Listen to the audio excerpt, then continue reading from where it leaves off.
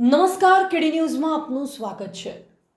એક જ number plate પર દોડતી બે લક્ઝરી બસ ઝડપાઈ, ટેક્સ ચોરીના મોટા કૌભાંડનો પર્દાફાશ। ટેક્સી ચોરી કરવા માટે અવનવા નુસ્ખા અપનાવતા તત્વ સામે સુરત ગ્રામ્ય લોકલ ક્રાઇમ બ્રાન્ચે લાલાંક કરી છે। કડોદરા વિસ્તારમાંથી એક જ રજિસ્ટ્રેશન નંબર ધરાવતી બે અલગ અલગ લક્ઝરી બસો ઝડપી પાડી પોલીસે મોટા કૌભાંડનો ખુલાસો કર્યો છે। સુરત જિલ્લા એલસીબીને બાતમી મળી હતી કે સદગુરુ શિવમ ટ્રાવેલ્સની બસોમાં શંકાસ્પદ ગેરરીતિ ચાલી રહી છે। તપાસ દરમિયાન પોલીસે નાસિકથી સુરત આવતી AR06C 0444 નંબરની બસને કડોદરા પાસે અટકાવી હતી। આ સાથે જ અમરેલીથી સુરત આવતી આ જ ટ્રાવેલ્સની બીજી એક બસ પણ સુરત પહોંચતા તેને પણ કોર્ડન કરી લેવામાં આવી હતી। જ્યારે પોલીસે બંને બસોની સઘન તપાસ કરી ત્યારે અધિકારીઓ પણ ચોંકી ઉઠ્યા।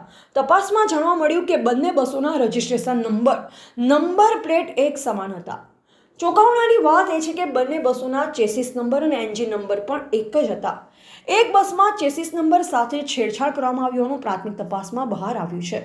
પોલીસની પૂછપરછમાં જાણવા મળ્યું કે સદગુરુ શિવમ ટ્રાવેલ્સના માલિક અજયકુમાર વામજા દ્વારા આ આખું નેટવર્ક ચલાવવામાં આવતું હતું। મુસાફરો પાસેથી ઉઘરાવવામાં આવતા ભારે ટેક્સ અને આરટીઓના સરકારી ટેક્સને બચાવવા માટે તેમણે અલગ અલગ રૂટ પર એક જ નંબરના નકલી આરટીઓ રેકોર્ડ બનાવી બે બસો દોડાવવાનું શરૂ કર્યું। સુરત ગ્રામ્ય એલસીબીએ સરકારી ટેક્સની ચોરી અને દસ્તાવેજોમાં છેડછાડના ગુનામાં બંને બસો જપ્ત કરી છે। આ મામલે આરટીઓ કચેરી પાસેથી વધુ વિગતો મંગાવવામાં આવી છે। હાલમાં બસના માલિક અને ડ્રાઈવર વિરુદ્ધ કાયદેસરની કાર્યવાહી હાથ ધરી વધુ તપાસ શરૂ કરવામાં આવી છે।